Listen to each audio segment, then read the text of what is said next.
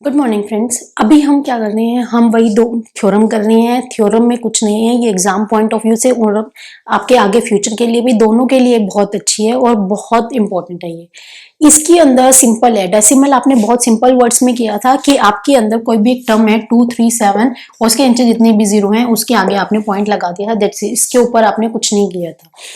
आपने कुछ टर्म्स लिखे थे, जैसे हम रुपीस वगैरह में लिख देते हैं तो वो हम लिख देते हैं 10.50 यानी कि 10 रुपीज 50 पैसे, हम ऐसे लिखते हैं। इसके ऊपर हमने डेसिमल में आई थिंक इसके ऊपर कुछ नहीं किया था। अभी हम जो कर रहे हैं वो हम कर रहे हैं प्राइम की फॉर्म में, प्राइम फैक्टराइजेशन की फॉर्म में। तो प्राइम में चला गया तो हम सिंपल, ऑब्वियसली बात है, हम सिंपल एक यूनिक चीज रखेंगे। तो वो क्या चीज है, सिर्फ वो क्या बात कहना चाहता है वो चीज देखिए।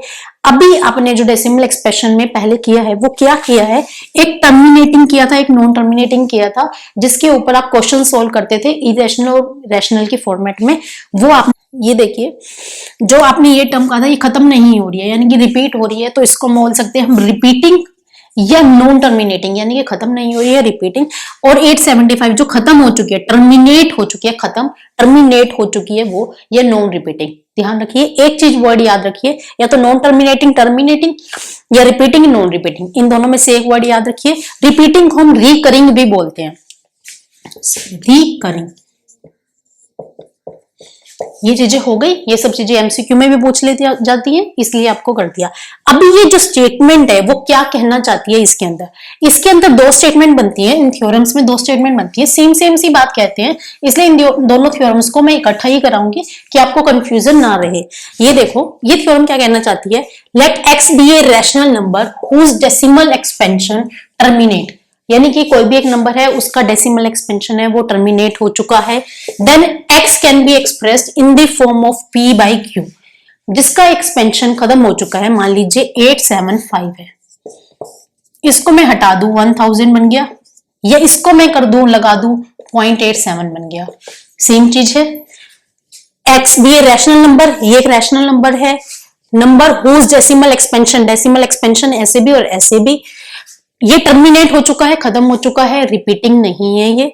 Then x can be express in the form of p by q, ये p बाई q की फॉर्म में आ चुका है इस तरीके से, where p and q are coprime. देखिए इसके अंदर ये p बाई q की फॉर्म में आ गया। उसके बाद ये 375 एंड 1000 है, ये हमारे को प्राइम नंबर होनी चाहिए।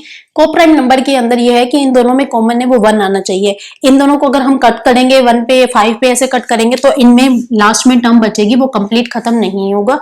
तो ये इसे हम कैलकुलेशन को लेंथी बनाने के बजाय हम शॉर्ट में करते हैं, हम 3.75 कर देते हैं डायरेक्ट। हमने 1000 खत्म कर दिया, 0.375 कर दिया।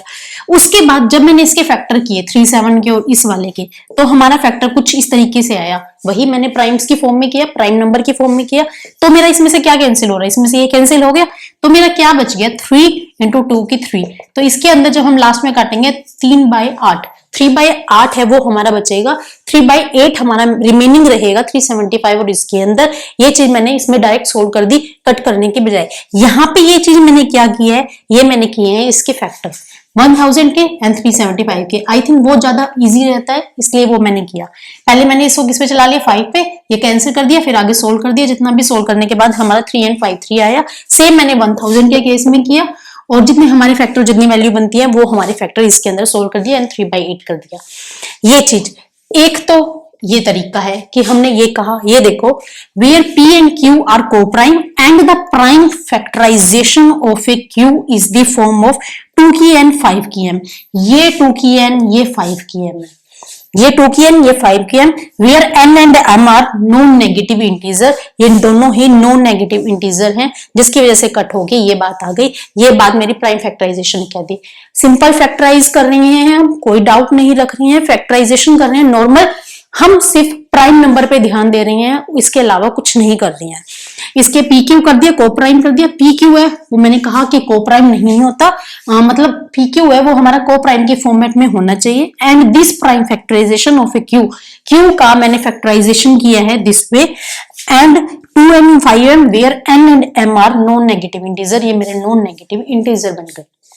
इसी में थोड़ा सा चेंज करके एक थ्योरम और बनती है, वो देखिए कि वो क्या चीज है।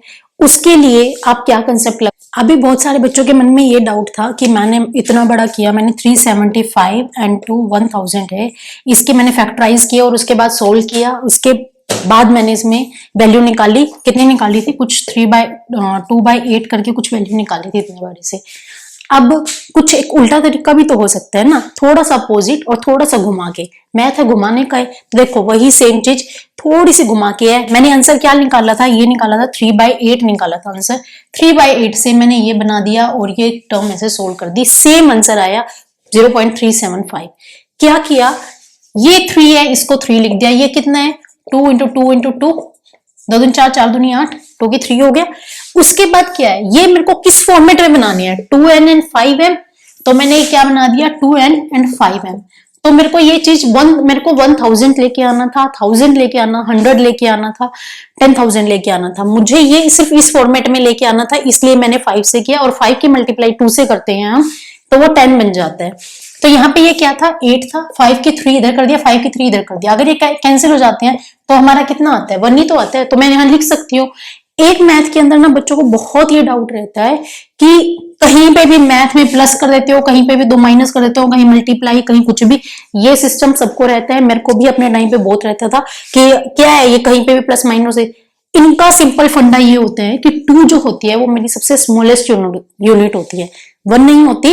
1 के लिए हम ये कहते हैं, कैलकुलेशन के लिए कह रही हूं मैं, कैलकुलेशन में 1 नहीं होती, 2 ही होती है। क्योंकि 2 से जब हम किसी चीज से मल्टीप्लाई, एडिशन, सब्ट्रैक्शन करती हैं तो वैल्यू कुछ ना कुछ चेंज होके आती है। 1 से मल्टीप्लाई करने पर आप वहीं के वहीं खड़े हो जाते हैं जहां से आप शुरू कर रहे थे, इसलिए हम 2 से मल्टीप्लाई और ये सब चीजें करती हैं। तो मैंने ये क्या कर दिया, इसको इन दोनों का वैल्यू कितनी आ रही है, 1। तो मैंने ये ऐसे लिख लिया, 5 की 3 और 5 की 3 कर दिया, दोनों इक्वल वैल्यू रखी और ये सोल्व कर दिया। जब मैंने इन दोनों को मल्टीप्लाई किया तो 375 और 10 की 3 बन गया। अब इस 10 की 3 को क्या मैं 1000 नहीं लिख सकती, ऑफ कोर्स लिख सकती हूँ। और ये मेरा क्वेश्चन सोल्व हो गया, किसमें, चुटकियों में। सेकेंड वन क्या है, अब 7/80 है, 80 को है, तो मैंने 8 अलग कर लिया, 10 इधर अलग कर लिया। इसको मैं क्या लिख सकती हूँ, 5 × 2 और इसको वही 2 × 2, 3 ये हो गई, 4 ये हो गई, 2 की पावर 4 हो गई।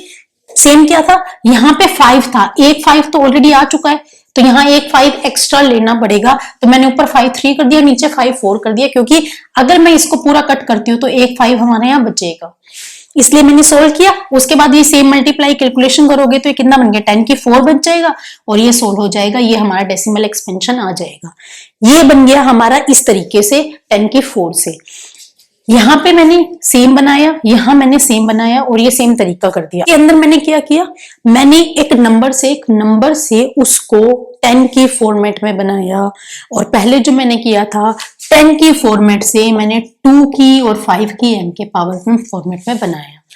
दोनों एक दूसरे के कोरिलेटेड है, इंटरडिपेंडेंट नहीं है, कोरिलेटेड है, मतलब एक दूसरे का अपोज भी कर रहे हैं और एक दूसरे से रिलेशन भी रख रहे हैं। वही सेम स्टेटमेंट पढ़ो, let x = p/q, a rational no such that as the prime factorization of a q। वही है, को प्राइम नंबर होने चाहिए। फर्स्ट थिंग, फैक्टर है वो 2n × 5 फॉर्म के होने चाहिए, where n and m are the non negative integer होने चाहिए। Then x has a decimal expansion which terminates. ये जो मैंने केसेस आपको बताए, ये मैंने आपको बताए टर्मिनेट्स के केस में।